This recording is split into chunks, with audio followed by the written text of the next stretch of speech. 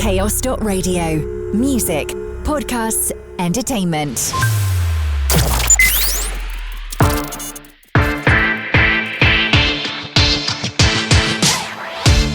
Yes, it's that time again. Hello and welcome to the latest edition of NEWSWAVE, written, produced and recorded in the heart of Cornwall by the team here at Chaos Radio. I'm your host, Tom Howe, and I'll be guiding you through some of the insightful guests and exciting news content that we've enjoyed across Chaos Radio this past week. On today's show, we join Gary Hales and Simon Hadley of With You, a drug, alcohol and mental health support charity tackling the issue of spiking. With nearly 7,000 reported spiking cases in 2022-23, Gary and Simon share details of their free bottle stopper campaign designed to combat the growing issue and raise awareness around safety. We check in with Anna Sadler too, director at No One Dies Alone Cornwall CIC, to explore the organisation's compassionate approach to end-of-life care, their focus on holistic training for carers, and their support for both individuals and communities. As well as that, we take a trip into the latest project by Peter McAllister, editor and co-founder of Inkfish Press and member of the Penzance Literary Festival committee. Peter shares details of Cornwall In Short, a collection of stories celebrating Cornwall's culture, history and writing scene. If all that wasn't enough, we hear from Ruth Forrest of HM Revenue and Customs. As the self-assessment deadline looms, Ruth offers practical advice and resources to help Cornwall's self-employed workers and anyone else filing this January navigate their taxes stress-free. And we welcome Shell Rowe, a digital content creator with over 66 million likes on TikTok. Shell not only entertains her audience with her comedy, but inspires them too with her story of battling blood cancer and raising awareness of the disease. NEWSWAVE. Okay, We Are With You, a drug, alcohol and mental health support charity, are distributing free bottle stoppers this winter to combat spiking at restaurants, bars and nightclubs. Police reported nearly 7,000 cases from the year ending April 2023, and that number is estimated to be far higher in 2024. With You's campaign raises awareness of what to look out for and offers advice on the help and support that's out there. Joining Cheryl Gordon on Breakfast to explore the campaign in more detail were Gary Hales and Simon Hadley of With You Cornwall. NEWSWAVE. Hi, Cheryl. Thanks for having us today. It's a real interesting subject as well and a real important message. My name's Gary. I'm one of the team leaders for With You in Cornwall. I cover the mid-team, which covers Truro, Newquay, Falmouth and St Austell. And we're a drug and alcohol charity. We provide a free confidential service without judgment to individuals who need support across Cornwall. So we work with people kind of tailored really on their own goals, staying safe, whatever decisions they make really, and it could be reducing perhaps an alcohol intake, it could be completely stopping, so we work with the individual really. We also provide family support called Effective Others, and we're fully aware as an organisation that substance misuse has a wider impact with loved ones. We are located in Camborne, Falmouth, Liskeard, Penzance, Redruth, Bodmin, St Austell and Truro. And we also provide a service called Wise Up, which is for our young generation up until the age of 18. Simon, was there anything else that you want to add to that? I think Gary's more or less nailed it, Cheryl, to be honest. But in terms of our Wise Up service, just to add to that a little bit, really. So it is primarily for individuals that are under the age of 18 that are worried about their drug and alcohol use. But if there's any under 18s listening today, if they did want to find out more information about the range of services that we offer, or indeed if there's a family member listening this morning that might want to know more as well, they can find out more by visiting our website website, which is wearewithyou.org.uk. Let's move on to talking about spiking specifically now. We don't want to generalise and think that all of our listeners know about the term means. For the benefit of those that might not, would you mind explaining, please? Yeah, sure. So spiking is where someone is given alcohol or drugs without them knowing or agreeing. So it comes down to really a lack of, no consent and a lack of awareness. And this could be through something that they're eating, drinking, or smoking, or possibly even through injecting. And you touched upon as well the reports, and the police have received, like you said, 6,700, 7,000 reports of spiking across the UK. Both men and women can be victims of this, but what we have recognised is women are affected. 74% actually is reported as women, and most incidents, around 80%, happen in public places like bars, nightclubs and restaurants. So what are some of the factors and statistics behind your campaign this winter to make a difference, really? So from our perspective, Cheryl, really, it's just to let people aware that we are aware of how serious spiking is, and to make people aware that we are here. So in terms of what we're doing from our side, we are giving out what we call spikies, which people might know them as bottle stoppers. So again, to try and help with the issue of spiking within Cornwall. So individuals can pop into one of our local offices, and they're freely available. And that's for any age group that needs them or wants them. They can just pop in, speak to a local member of staff, and we can advise them from there. That's pretty scary. I mean, I remember when I was a lot younger, a friend of mine experienced that. And, you're going out for an evening out. You don't expect somebody to want to put something in your drink, or even, the fact that needles is quite, has been seen as more of a common factor as well now. Absolutely. It is scary. And I suppose one of our harm reduction measures, if you like, is we when you go out, you get a designated driver. If you're drinking, you try and get a friend that stays sober for the night. And it's almost like we're going back down that route, really. And it's making sure you've got someone that's in the group that is watching your drinks when you go to the toilet, or you're out having a cigarette or a vape. It's just someone that's overseeing the group, really. I think that's probably one of the best ways to combat it in a way. What are the signs that someone might have been spiked, and what steps might people take if they suspect they or others are a victim of it? So there's multiple signs to look out for, Cheryl, in relation to spiking. So that includes things such as maybe feeling confused or disorientation. There's also things like nausea and vomiting as well. Poor coordination and vision is also a sign of spiking, alongside a disorientation, memory loss and blackouts, and also difficulty communicating as well. So if you're with your friends or family or loved ones, or whoever you might be, if you start to notice some of these signs, then the next step then will be to raise awareness, really. So say if you're in a bar or a club, the next thing to do there will be to raise that with a friend or staff member at that particular bar or restaurant or club in relation to, you think that you might have had a loved one there that has been spiked. It's also important not to drink the rest of your drink as well, and get into a safe place as soon as possible is paramount. What I would also like to add to that as well is it's also safest not to leave with somebody that you don't know, who you've only just met. So again, it's all about trust in these instances. There's just a couple more points, Cheryl, I'd like to get out there really to your listeners, if I may. So sure. If you can't get to a safe space on your own, as I've just mentioned, go to the bar and ask for help. Or if you start feeling seriously unwell, please call 999. Spiking incidents can also be reported to Devon and Cornwall Police as well. So people can do that by calling 101 or visiting a local police station in person.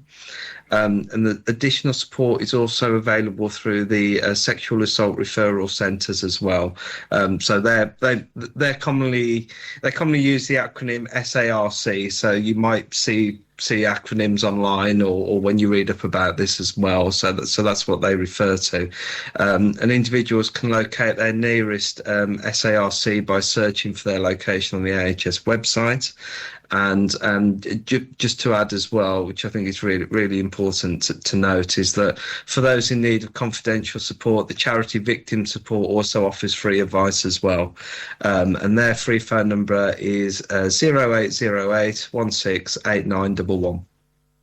Some really helpful advice there for people in that situation who might well be feeling unwell or scared. Simon and Gary, it's been great welcoming you to Chaos this morning.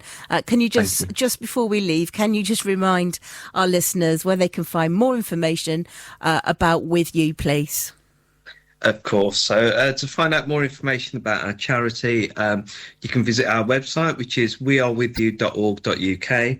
And from there, you can search for Cornwall, and we've got a range of services that we offer on our webpage as well, including contact details for each of our offices that are scattered across the county.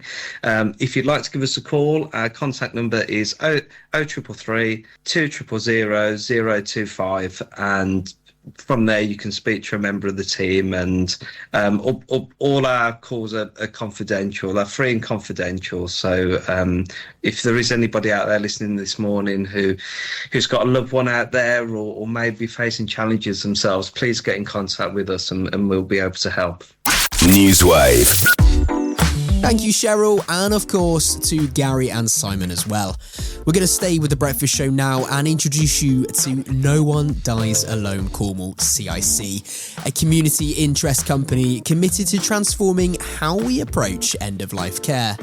NODAC is run by Anna Sadler and is supported by complementary therapists, volunteers and other freelancers, offering companionship and holistic end-of-life training programs with an additional focus on self-care for carers and the community. Anna joins Cheryl to explore NODAC and their mission in more detail, and a warning that some of the content in the following interview may be difficult for some people to hear. NEWSWAVE. Anna, can you start telling us about No One Dies Alone Cornwall and the work you do across the county, please? Absolutely, with pleasure. Thank you. So, hello everyone. Yeah, my name's Anna. So I run No One Dies Alone Cornwall, which is, like you say, a community interest company. And our mission is really rooted in the belief that no one should have to face the end of life alone. And we really understand that the end-of-life pathway can be so incredibly challenging, both emotionally and physically. And our aim is to ensure that individuals really receive the support, the dignity, the connection they deserve during their final days, weeks, or months, even years. So, like you say, we bring together trained volunteers, compassionate caregivers, community members, and we're really striving in Cornwall to build a supportive network that really honours the experiences of individuals and their loved ones as anyone navigates that end-of-life pathway, which can be a very turbulent time.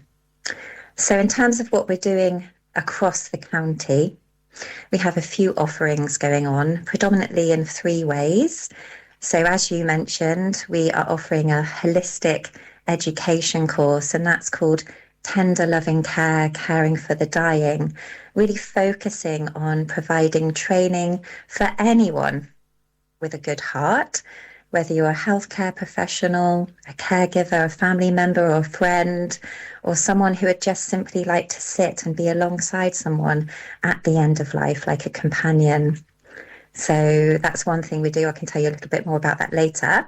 The other thing is the Companionship Cafe, which is a monthly gathering that serves as a very safe and welcoming space for anyone who is experiencing loss, grief or bereavement. And this monthly meetup happens in Penryn at present and really encourages open conversations as well as creative expression. We always have something we can do with our hands. We offer peer support. People who often attend say that, you know, they've really enjoyed having that time to talk, to share similar experiences, and they've really felt heard. They felt comforted and reassured by those conversations and connection to other people. And then finally, with thanks to the National Lottery Community Fund, we're in the process of setting up a companionship referral service. So this is aimed to connect trained volunteers who have done our training with individuals in the community who are needing companionship, particularly those who may be isolated from their family, who may live far away, or for any reason feeling alone or worried. And our volunteers would provide that presence, the comfort, fostering a real heartfelt connection with another person in their community who cares during what can be, you know, an extremely difficult time. Definitely. Sounds like an incredible programme, which you can see you clearly put a passionate look to doing and helping people. Your work revolves around a holistic approach, like we've already said, for end-of-life care. Yeah. Could you explain what it means in the sense of how it differs from traditional care methods? Holistic end-of-life care is obviously very person-centred and refers to an approach that really considers the whole person, the complete well-being of somebody, and in this case, who is facing the end of life. So rather than solely focusing on, say, the physical symptoms or medical conditions, or seeing someone as someone with a medical condition, we really see the person. Holistic care really encompasses looking at the emotional, the spiritual, the mental, the social aspects to provide overall support that sits really neatly, sits hand in hand, even heart to heart, alongside, you know, the medicine and the medical intervention. So it's very much a person focus. We are seeing each person as really completely unique in their various parts that make themselves up, whether that's mind, body, spirit. We also understand that everyone has individual preferences and values and beliefs about life and about end of life, and we take those really into consideration. As I've mentioned, the emotional and spiritual care, and that could be just simply someone, you know, reflecting, having a personal reflection, encouraging that and that conversation, to someone really wanting rituals or holding some kind of ceremony. So it's very personalized. Holistic care really encompasses the family involvement, the family dynamics and relationships, and really fostering open communication and addressing those shared feelings and shared beliefs. And we often, those people who come on board and would like to be a volunteer for No One Dies Alone Cornwall in the companionship service, they often bring their own kind of interests and qualities with them. So they could be complementary therapies such as art or music or mindfulness, Reiki, aromatherapy, sound, touch, whatever that is, and whatever the person that we're working alongside for wishes at the end of life.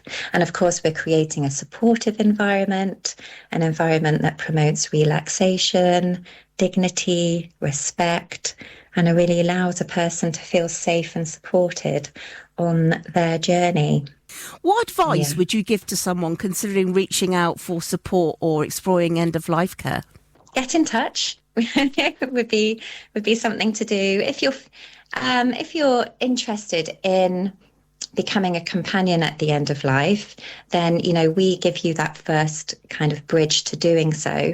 The course that we actually run is in association with Felicity Warner from the School of Soul Midwives. And that's where I trained and some of my volunteers trained in soul midwifery, which is also known as, some people haven't heard of that phrase. It's becoming more known. It can be also known as an end-of-life doula.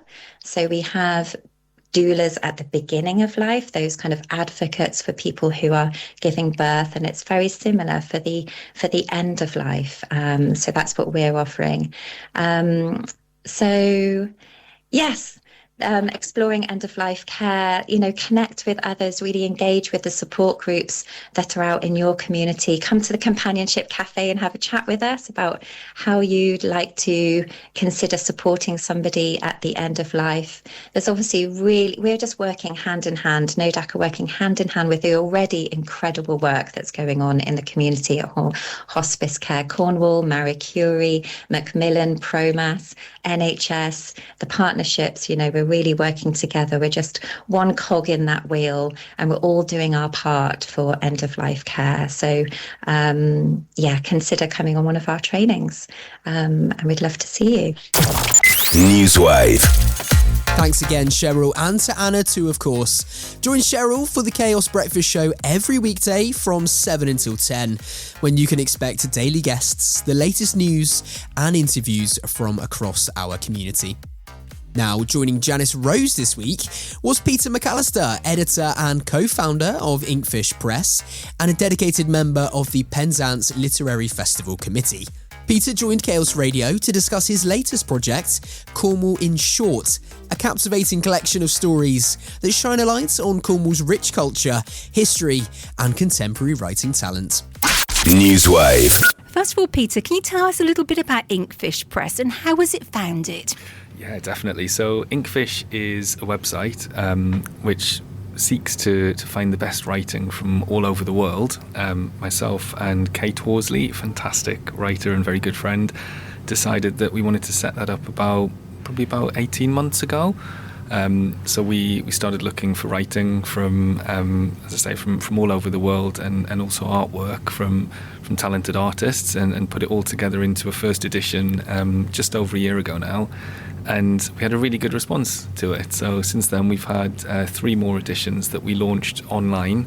And then we had our Cornwall edition, which I was really keen to put together, living in Cornwall myself and loving it, as everyone who lives here does. And in the process of putting that together, we just realised that it had to be a print book. So that's what ended up happening.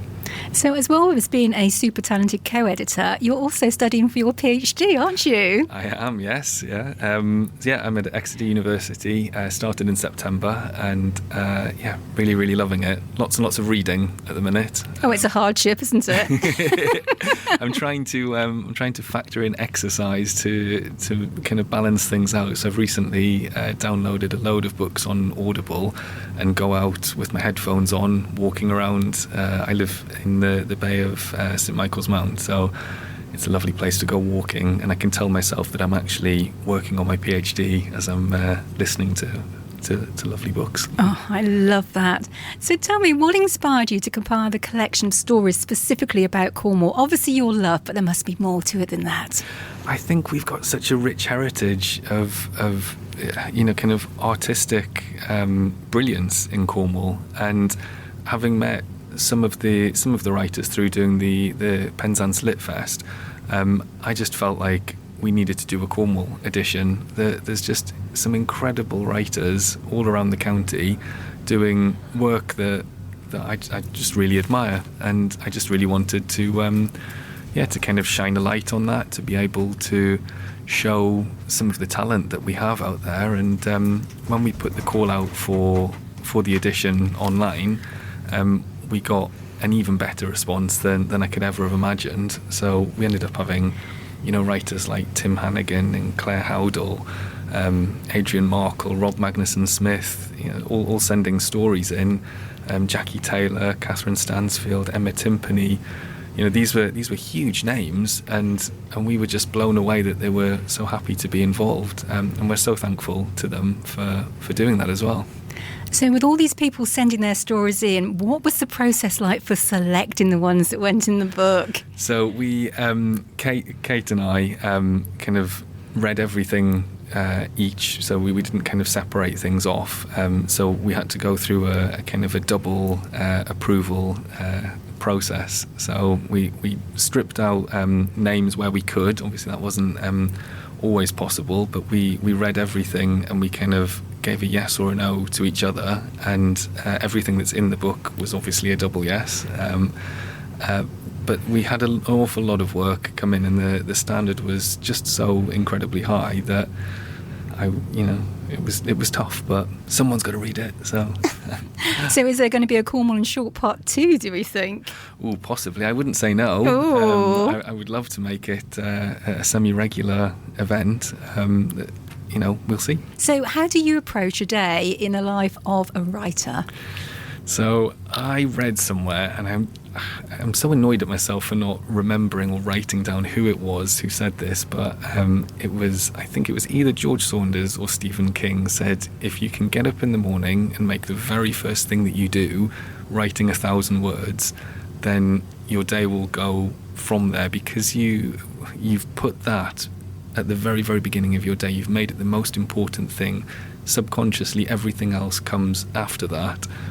And I do try to stick by that as much as I can. I get up in the morning, I write 1,000 words before I do anything else. Then I'll go downstairs, make a cup of tea, have some breakfast, and try and have a little bit of me time. As I say, I've started recently trying to go out, listening to books on my headphones for maybe half an hour, 45 minutes, and then I come back and I'm kind of ready to write then. So I'll write for a couple of hours every day, editing work or actually writing new words down, and then working on my PhD is kind of the afternoon work, and in the evening I try to relax. So. I know it must be difficult, because you must still be having words flowing through your head all the time. As to how do you switch off from the words? I don't think you ever do. I think it's a profession of kind of love, and it's not really a 9-to-5 job, so I think the difficulty is just trying to piece it through I'm forever pulling out my mobile phone and opening up the notes app and just quickly making a note about something, and it can drive people that I'm with nuts, because they think you're so disconnected from what's going on around you, and I think, no, I'm trying to remember it. Otherwise you'll be thinking about it all the time through the conversation, won't you? So you're actually being very helpful. I think so. I'm with you on that. I'm definitely with you on there. So the words you write in the morning, are they words that you take through the rest of the day, or are they discard? So it's based on a theory called morning pages, and the idea is supposed to be that you never even look at those words again. But I've kind of tweaked that a little bit, and I tend to, sometimes take sentences or paragraphs from that writing, and I might build that out into something a bit longer.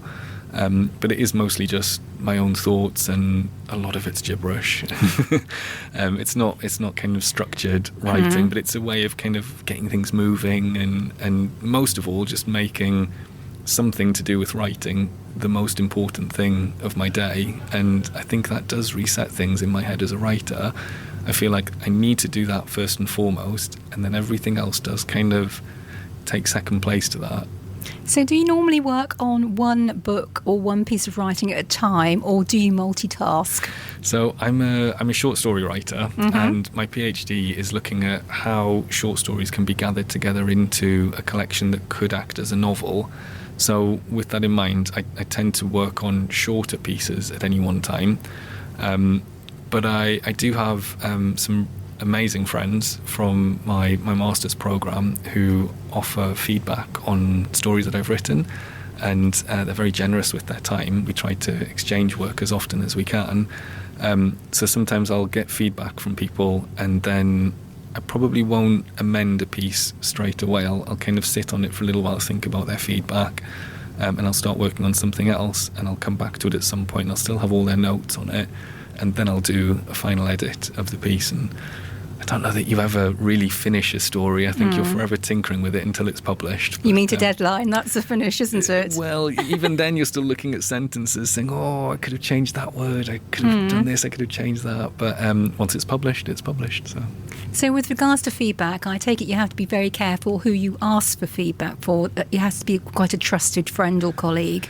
So, I mean, I'm personally of the sense that all feedback is worthy, and I think that I'm quite happy to get lots of feedback from lots of different people, and I'm quite thick-skinned these days, so if I don't really agree with somebody, I think there's always still an essence or like a seed of truth in there somewhere, that if they've felt that there's an issue with something or something worth kind of mentioning, that's got to be worth considering. And if I get feedback from 5 or 6 different people, if you see 3 or 4 of them saying the same thing or saying something about a particular moment within the piece, then it's worth looking at that and thinking, oh, do I need to change that?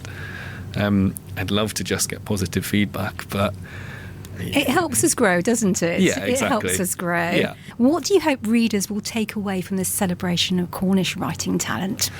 I mean, I hope they'll take a copy of the book away, obviously, but I think just a good appreciation for the kind of level of skill and talent that we've got in Cornwall, in our beautiful county.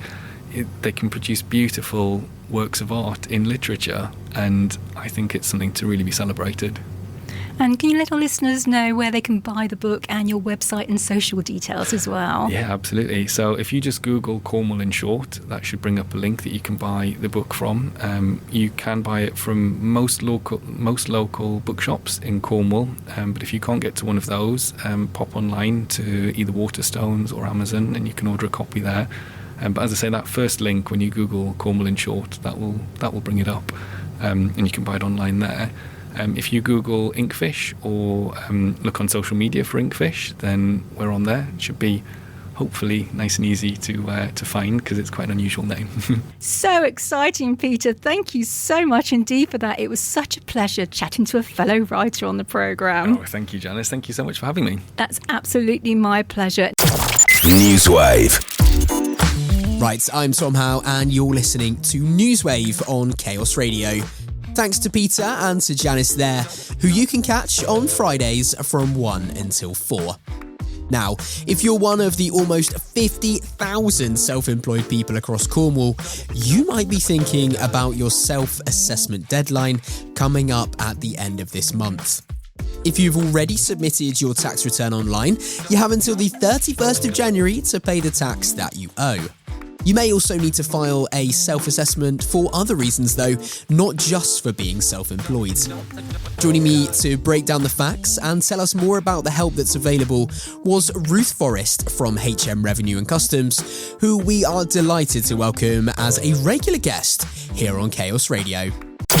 NEWSWAVE. So, self-assessment is the system that HMRC or the tax office use to collect any tax on any income that you have that isn't taxed at source.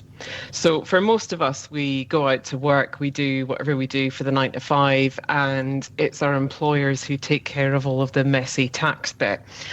With self-assessment, the income isn't taxed at source, so we need you to tell us about it, and we collect the tax on it that way. If you are self-employed, as you said at the top, that's probably the most common example of when somebody needs to fill in a self-assessment tax return. But there are a number of other reasons as well why somebody might need to do that.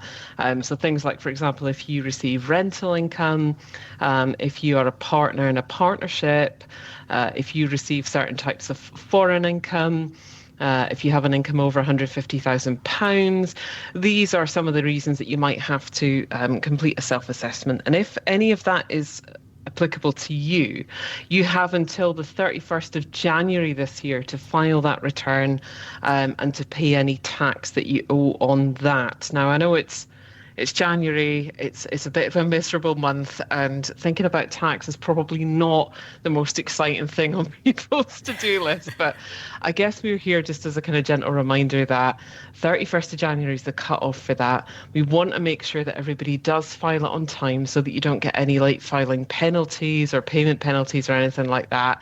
And I think most importantly, just to reassure people that it's not that difficult. There's lots of help available. It's fairly straightforward, and the sooner you get it started, the sooner it's done, then it's all over for another year, really, isn't it? Absolutely. Look, we've talked about what it is and who needs to file a self-assessment.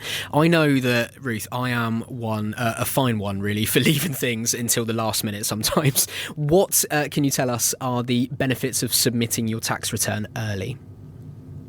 So I think the key thing really is knowledge is power, isn't it, for anything in life? So the sooner you file it, if you do owe any tax to HMRC, you know how much that is, and you can take action to pay it in full. Or if you submit it with plenty of time to spare, there are lots of options available through things like our budget payment plans to split the payments up into more manageable chunks. The difficulty, of course, people have at the moment is that the 31st of January is the cut-off. So we're looking for the tax return to be filed by then, and ideally for any tax you owe to be paid by then. But having said that, it's important to stress this. If you have been putting it off because you're thinking money's a bit tight and I'm going to struggle potentially to pay all of that, once you've got it filed and you know how much you owe, you can set up what's called a time to pay arrangement with us. Again, where you can split the tax up into manageable payments, weekly, monthly, whatever is suitable for you. To do that, you would just go to gov.uk and search for self-assessment time to pay, and all of the guidance is there to help you do that. And if you owe less than £30,000, you can do that without speaking to us. It can all be done online quickly and easily. So I would say file the return so that you know what you do and you can take steps to take care of that. And I guess perhaps more importantly, if HMRC owes you money because things have changed and you're owed a refund, then again, you want to get the return in as soon as possible so that refund can be processed and get that money back into your bank account. Absolutely. It does work both ways, doesn't it? It's nice to to hear that. Look, I'm going to ask you then that all-important question now. For anyone new to the subject or in need of a refresher, how exactly do you file a self-assessment? So the vast majority of people are filing online now. I think it's something like 97% of people are filing online. There are sort of paper versions and things available for people that need extra support. But the vast majority of people are filing online, and everything for us, whether it's guidance you need, whether it's the filing of the return itself, it's all done through the gov.uk portal. And I think last time I was here, we were speaking about the HMRC app as well, and that's a really good source of information and guidance. And most of the more common questions that people ring us about can be taken care of via the app. If you're already in self-assessment, you will have a UTR, or a unique tax reference number, and that works a bit like your national insurance number but for self-assessment. So you'll be able to log in to our online portal using your government gateway and your unique tax reference number and file your return. If you're new to the system and you don't have all of that, I would say the best place to start is gov.uk and check, first of all, that self-assessment applies to you. So I would say if there's been any change to the type of income that you receive, now bear in mind that because we're working in line with the tax year, we're looking at the period April 2023 to 2024. So if something changed for you during that time and you're thinking, I might need to do that, I'm not sure, gov.uk and search, check if I need to send a self-assessment. Now, second from the top there is a kind of question and answer, like a questionnaire type tool that will ask you about the types of income that you have. And at the end of it, based on your answers, it will tell you if you need to do a self-assessment. And if you do, follow the prompts to register, to have your government gateway sent to you in the post, to have a unique tax reference number sent to you as well. And then you will be able to go online and file the return. And when you get to that stage, there's loads and loads of help available. There's sort of expandable buttons within the tax return under each question that explain exactly what we need from you to fill in each part. And there's also really helpful videos now on our HMRC Gov UK YouTube channel that will take you through each bit step by step and show you exactly what you need to do. So definitely nothing to worry about, all pretty straightforward. That's great and really important, I think, to get that across, because filling out forms or with the figures involved and the reading and the writing, it's not always easy for people to be able to do that. So to know that there's help and support available to help you at all opportunities there is really reassuring. Just a reminder as well, if you are in the car or whatever you might be doing and you haven't got a pen and paper or you might have missed something, this interview will be available to listen back to on chaos.radio. So you needn't worry. I don't want to add any more panic or anything like that. You mentioned, Ruth, that there's some people out there who are able to, your colleagues who are able to answer people's questions. I wonder what some of the most common reasons are that prompt people to get in touch with their concerns. A lot of it is very basic stuff that can actually be answered online or could be answered via the HMRC app if you have that. If you don't have that, please do download it. It's free. You can get it from the Google Play Store or the Apple Store, depending on your device. And all of the most common questions can be answered there, because it is things like, for example, I need to register for self-assessment. Now, again, as we said at the beginning of this piece, gov.uk, search, check if I need to send a self-assessment, follow the questionnaire, and it will take you through exactly what you need to do. It will take you to the form to register for self-assessment, send the UTR to you and everything that you need. Similarly, a lot of people will ring to say, I no longer need to do a self-assessment. And again, gov.uk, you can access a form there to tell us that you've stopped being in self-assessment, and we can close the account down and make it dormant until you need it again. A lot of people will ring us to ask about refunds, to tell us that they think a refund is due, or to progress chase a refund. If you're owed a refund, you can apply for it automatically via the HMRC app or once you've put your return in. And if you have had to send something to us by post, which you might have had to if we need to process something like a tax relief or something a bit more complex that you're owed, then again on gov.uk you can search for check when I can expect a response from HMRC, and that will be able to let you know where we're at in our queue in processing post and by what date you'll be able to get a response. So I want to flag that because I know people worry about this and think, God, I don't have 2-3 hours spare to ring HMRC and I'm worried that I'll need to do that.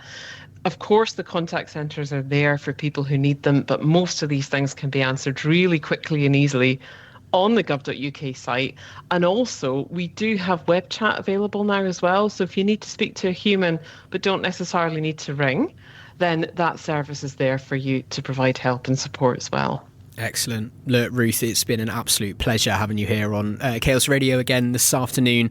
Before you go, I just wonder if you've got any more tips for people filing a self-assessment, and can you just remind our listeners for the last time where they need to go to do just that, please? So a reminder that the 31st of January is the cut-off for filing these tax returns and making any payments that you owe. And we don't want your penalties. We just want you to pay any tax that's due. So please do get started. Gov.uk is where you need to go for any advice, guidance, support, and also filing the return. Preparation is key, I think. So get all of your information together. Make sure you've got what you need to hand. And if you start it now, you'll know exactly what you need to get the return done. Remember, you can break it into bite-sized chunks. So you can save each section as you go. You don't need to complete it all in one go. And most importantly, and I'm saying because I have forgotten this in the past, remember to click submit. Yeah, very important. A lot of people save it and then don't submit the return in the end. So make sure you do that by the 31st. Oh, what a nightmare. And look, it is so important to get across that there is help and support, again, available out there. And there are real people there ready to speak to. And Ruth, you're a real person as well, if you don't mind me saying. And to show that, I just wanted to get an update on your Cornish studies as well, which we talked about last time you were here. How's it all going? Yes, all going wonderfully well. We're back in class tonight, actually. So yeah, a big shout out to all of the Cornish students being supported by the lovely Kenza, who is obviously a great advocate across Cornwall for the Cornish language. So I'm really looking forward to being back in class tonight. I'm gonna hit you with a splan. Because I remember from when we spoke last time, I sort of embarrassed myself, but I've managed to remember one word. And if people listening to this can remember to file their tax returns, then we're all doing very well. Thank you so much again for joining us this afternoon. We'll chat again with you in the future as more issues arise and more helpful information is issued to support people in up and down the country. Indeed. Thank you so much for having us, Tom. It's always a pleasure. Oh, no problem at all. Thank you so much. So our thanks to Ruth Forrest from HM Revenue and Customs. To file your self-assessment or to find out more information, be sure to head on over to the self-assessment section at gov.uk or on the HM Revenue and Customs app, available on Google Play and on the App Store too. NEWSWAVE. Thank you, Ruth. Ruth will join me again next month on my show, which you can catch on Mondays between 1 and 4.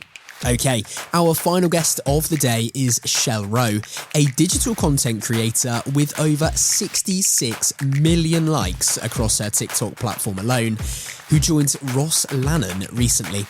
On a mission to empower and uplift her audience, Shell not only makes light-hearted comedy videos, but also raises vital awareness online after sharing her journey over the past few years battling blood cancer.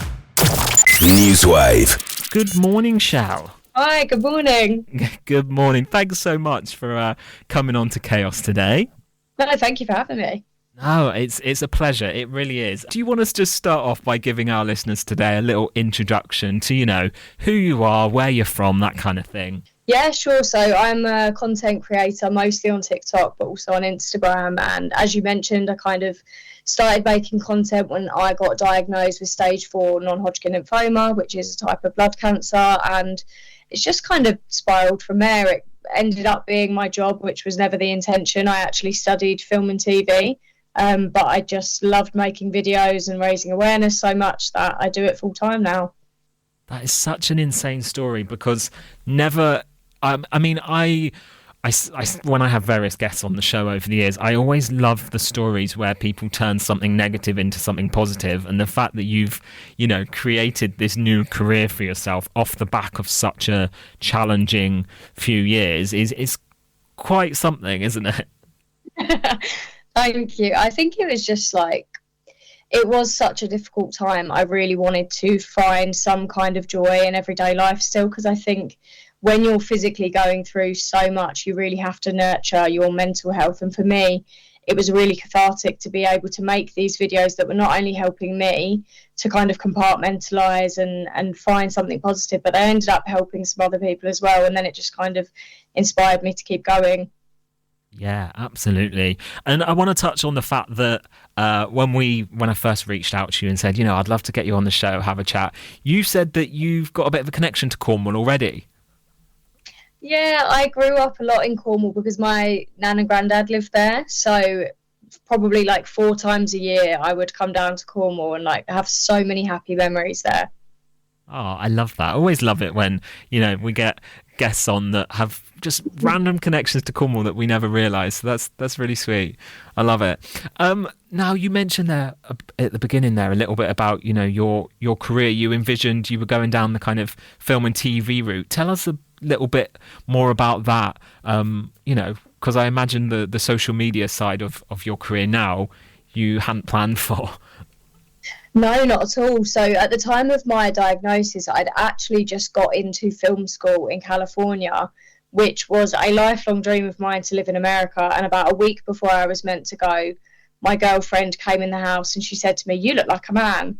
And I laughed and I was like, what is that supposed to mean? She was like, "You've got an Adam's apple." And I looked in the mirror and lo and behold, I had this massive lump in my throat. And even then, the penny didn't really drop. And we were like, "Oh, okay, I suppose I'll go to the GP." And life just moved so fast after that. About a week or 2 later, I got the diagnosis. I had to withdraw from film school in America. And then, I was told that it was going to be, okay, about 6 months treatment and then you can get your life back. And it spiraled into a 3-year-long battle because it just kept on coming back. I would be cancer-free and maybe I'd get a few months and then it would come back and back. And unfortunately, then I never got to go and study in America, but it kind of worked out in a weird way because I've got this career now that I think is much more aligned with my passions. That's not. I mean, yeah, talking of turning something around to make it work for you, is there potential for you to go back to that line of work, or are you pretty happy and settled with what you're doing now? I always think I've always loved film and TV, so I would be open to doing it one day. But for me, I'm just kind of taking the opportunities as they come. And I think my thing now is very much just leaving it up to the universe, which sounds a little bit hippy-dippy, but I'm like, you can make all the plans you want, but I feel like I'm just kind of going with the flow of things. And at the moment, I love what my life is like. I love the job that I'm in, so I'll keep doing that until it pulls me in a different direction. Yeah. And at what stage did you start documenting your journey and things really started getting traction and attention, and you know, I'm intrigued at the stage you thought, actually, I'm gonna document this part of my life. So for my first diagnosis, I wasn't really online. And as I said, we thought it would be 6 months and I would kind of snap back to normal life. And when I got that second diagnosis, I was told that I was eligible for this thing called CAR T-cell therapy. And only about 70 people in the UK had it at the time on the NHS. And as a film and TV student, I thought this would be really interesting for me to document my experience with this brand new treatment that they were saying was going to be really like groundbreaking. Personally, as a cancer patient, I understand how scary it is, the fear of the unknown when you go into these different treatments. And so I thought, if I can document a little bit about what the physical effects of this therapy are, then when someone else comes to go, oh, what's it like having CAR T therapy, they have this series which was on YouTube, which is funny enough, I'm not really on YouTube now, but that's where it started. I mean, that's such a selfless thing to do, because, you know, you're going through it yourself, but you're also thinking, this is going to help, you know, somebody else to document it as well. And putting yourself out there online, it is a scary thing, isn't it? You open yourself up to a million comments and people's opinions. Yeah, well, I mean, the thing for me that really drove my urge to create there is knowing how many people had, you know, done clinical trials and things before me. Like I said, as CAR T was new, it had just come off of these clinical trials, and there was actually a documentary, I believe, called War in the Blood, where you can watch. I actually had my treatment at the same hospital with a lot of the same doctors that were on that documentary, and I think I watched it and I was just like, wow, these people have kind of done this for the benefit of me. So how could I pay that forward and potentially help other people? That was kind of the thought process behind that. But yeah, it's scary at first because you're putting yourself out there and you don't know how people are going to react. The internet can be very cruel, but I was so lucky that at that time, my community just really rallied around me. Particularly, I'm from Essex, so the people in Essex where I lived just really provided so much support. For anybody new to you today, how would you describe your content? Absolute chaos. Genuinely, like I feel sorry for my neighbours because unhinged, very energetic. I don't even know where it comes from. It's like I just release all my energy online. But I feel like that's what makes a good creator, because, you know, it's not the same old stuff. You know, you're always doing something different, finding ways to make people laugh, even when you've been going through it yourself. So I think, yeah, people, you need to go and check out Shel's page today. If you do anything, just go and have a look, because it's good fun. It really is. I have to touch on one particular series of your videos. This was obviously during your treatment, and I mentioned it in my intro there. You had a little theme of sticking certain things to your head, which I'm sure you're never going to escape or live down. Talk us through this process and about some of the things that you stuck to your head, because this was just iconic. Yeah, this was where I actually got my big break on TikTok, which I probably am known the most for. But I was having a stem cell transplant at the time, and we were just so bored in the hospital and I couldn't eat. I had this feeding tube, so we had a load of food that we brought with us that we couldn't do anything with. And my dad said, well, if you're not going to eat it, can I stick it to your head? Because I was obviously bored at the time. And I was like, oh, do you know what? Like, I'd been in there for 3 months, so the delirium had really kicked in. And I went, yeah, and he started with Cocoa Pops, and I posted it, and this video ended up getting like 1 million likes, which was absolutely insane. My account did not have that kind of reach at the time. And then people just started putting their requests in. They asked for like Diamante crystals and strawberry laces, and I did a whole head of temporary tattoos at one point. And it was just so much fun. But these looks, some of them, they took like 8 hours to pull off. My girlfriend used to stick like Cheerios and stuff to my head. And even now I find it funny because sometimes I'll be at an event and they'll go, oh, what do you do? What are you known for? And I'm like, oh my God, don't ask me that. Yeah, I'm the Cocoa Pop person. Yeah, brilliant. At some point, you know, in the awareness work that you've done and the videos you put out sharing your journey, you must realise at some point that you have become this kind of positive role model, especially for younger people that have been going through similar things as yourself. I think, I mean, it was never intentional, to be honest. I think when I started, I was just looking for an outlet myself, and I think it's been fantastic that my videos have been able to connect with people, and I'm always shocked and really honoured when people feel like they can confide in me or they can find community on my page. Like, it is a real privilege to be that space. Absolutely. And you've also been quite a big supporter, haven't you, of the Teenage Cancer Trust as well? Yes, absolutely adore Teenage Cancer Trust. There's a few there like Macmillan as well, and Anthony Nolan is a big one for me. But they've supported me through all 4 diagnoses that I had. So really recommend, if anyone is going through it, please reach out to any of those charities because they are phenomenal. Shell, I've absolutely loved chatting with you today. Thanks for coming on and just telling us a bit about your platform, your story and your advocacy as well. Where can people find you and follow you? Because it's all very well talking about it, but people need to go and have a look at your page to really see what everything's all about. Yeah, so it's at Shell, like the petrol station, Rowe, ROWE, on TikTok, and then the same pretty much on Instagram. If I could just say anything, I would encourage anyone listening to please go and sign up to the stem cell register with Anthony Nolan. They're in need of thousands of donors still, so please, if you've got 5 minutes today, go and sign up. Shell, it's been a pleasure. Thank you so much for coming on to Chaos. Appreciate you sharing your story and just having a bit of fun with us. So thank you very much. Thank you so much for having me. NEWSWAVE. Okay, that's all we've got time for on this week's edition of NEWSWAVE. A big Chaos Radio thank you to Gary Hales and Simon Hadley of With You Cornwall, Anna Sadler of No One Dies Alone Cornwall CIC, to Peter McAllister, editor and co-founder of Inkfish Press, to Ruth Forrest from HM Revenue and Customs, and to digital content creator Shell Rowe. And as ever, a final thank you to you for listening and helping support local journalism to thrive. To catch up on all our coverage, as well as to check out our extensive back catalogue of interviews and shows, head on over to chaos.radio. And remember, if you have a local news story that you'd like to share with us, do email news@chaos.radio or search Chaos Radio UK across socials. That's it, you're up to date here on Chaos. I'm Tom Howe, thank you so much for listening. See you next time. NEWSWAVE. Chaos.radio. Music, podcasts, entertainment.